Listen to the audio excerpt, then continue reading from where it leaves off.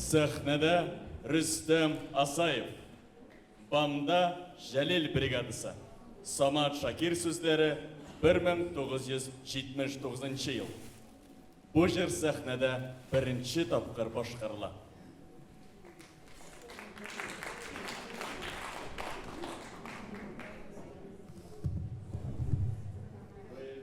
Aygül Zaynullina.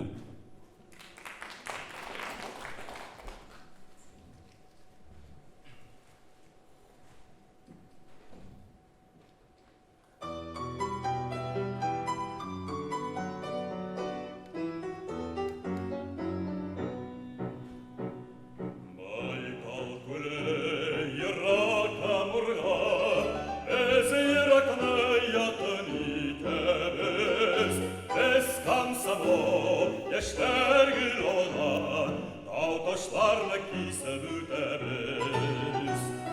Biz badır musatı konun, ondan örnek alırız. Biz şelilçiler taygada timir yollar salarız.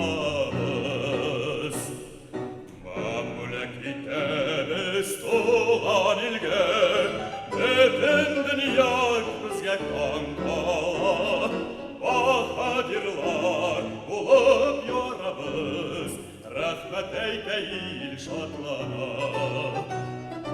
Biz badır musata konun, ondan örnek alırız.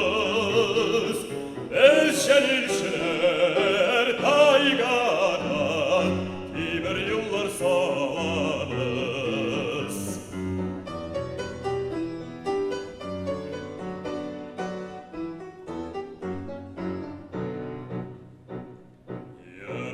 Kaldı tuğan jirler, kaynar selam sizge tuğanlar.